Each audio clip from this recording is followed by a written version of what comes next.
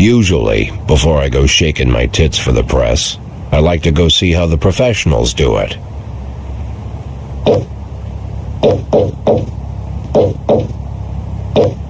Some might say the chief of police has no business in an institution like this, but in fact it's the quietest and safest place in town. You won't run into any reporters, nobody gets into any fights, nobody drinks too much, nobody even raises their voice. The place is owned by an elderly gentleman who knows how to keep things under control.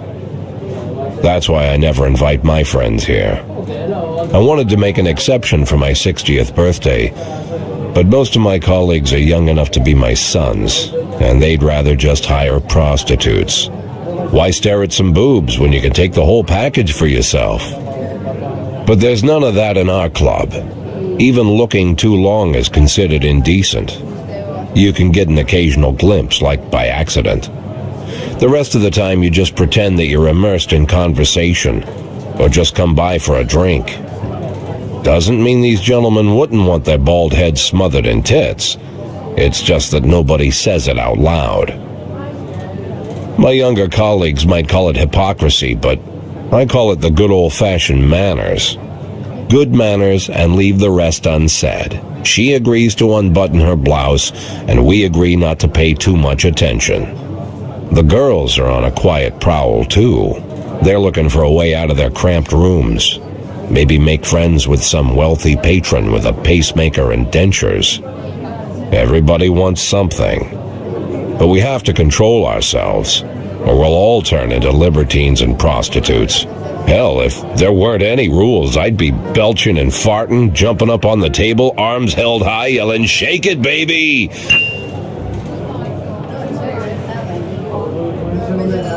No idea how I got so barbaric.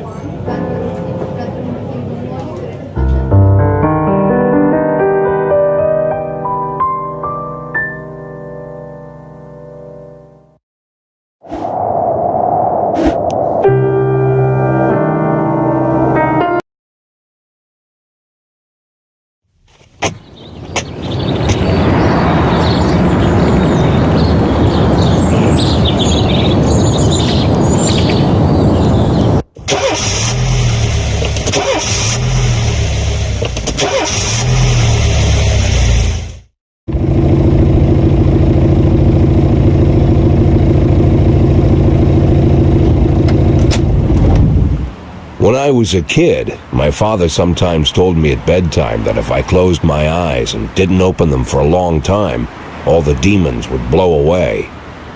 Yesterday I turned 60, but I still take his advice. Not because I'm sentimental or want to keep the memory of my father alive. I just can't think of a better solution. To get away from all the demons that haunt Freeburg, I'd need to wear a blindfold 24/7. Plus, it's a good idea to act blind when talking to reporters. At least that's what my colleagues say. They're afraid of press conferences. But for me, it's more like a confessional. No matter what lies you tell, you're privately thinking the honest answers. It helps me remember who I am. The fact that I'll be reading all about it in the papers tomorrow is a small price to pay. Call it penance for the preacher.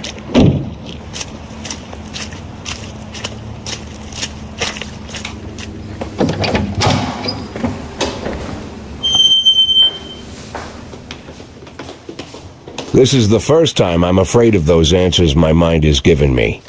Not because I'm mad I'm losing my job. Though it's true, I'm mad as hell. Not because I subconsciously blame everyone else. Though I damn sure do blame them. And don't even ask me what my next move is. I can't imagine. But even that doesn't scare me. The worst thing is, I know I'm gonna have to do something. And I'll be damned if I know how far I'll go. I may have a lot of vices, but predictive. I learned a long time ago how to drive away the swarming demons. But what do you do when they're trying to rip your soul from your skin? Shutting my eyes tight as I can. The best solution remains the same. Play blind. I just hope the reporters think I was blinded by the camera flash.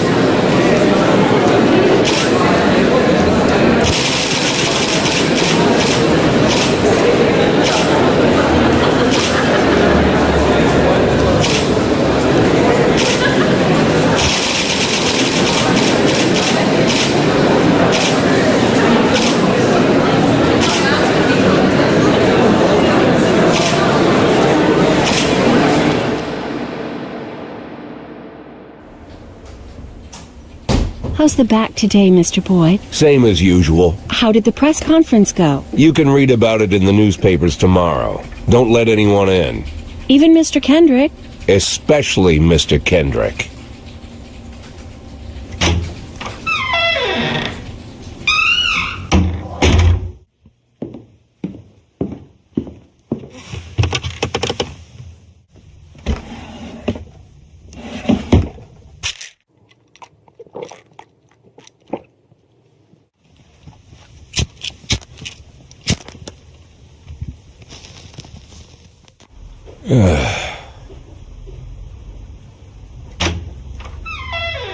As soon as I heard the door creak, I knew what face I'd see. When I tell Emma not to let anyone in, there's only one man it could be. Rude, arrogant, no warning. That's Mayor Rogers in a nutshell. White summer shoes, white socks, white shorts, white polo shirt, and the white smile of a hungry shark. Mayor Rogers enters every room like he owns the place. Even the floorboards under his feet sound like they're creaking an apology. He never shied away from the odd corruption scheme. It's like the devil walks behind him. In the movies, the villains controlling the city play golf with the judges. Rogers plays tennis with them instead. That's about the only difference.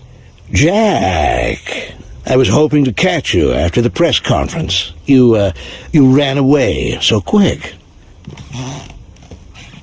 There's no smoking at City Hall. No reason for me to hang around. Well, this morning I signed a ban on smoking in all public buildings. Soon you won't be able to smoke here either. Soon enough I won't be here. That's what I wanted to talk to you about. The people of this city like you, Jack. The police chief of all people. Don't betray that, Jack. Don't get wrapped up in any schemes. Sit nice and quiet for the next 180 days, and you'll be remembered as a hero. That's the only thing that you still have left. Be the hero. Then how am I supposed to scrape together a retirement fund?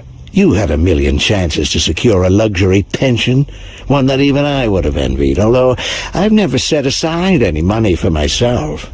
I'm not planning to retire anytime soon.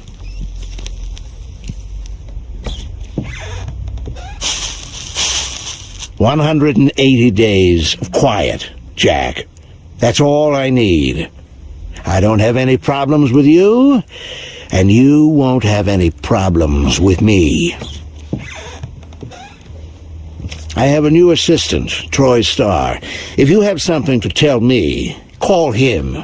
But try not to bother him. He's a busy man." I'll do my best. And quit smoking up the office. One of my friends will be using it soon.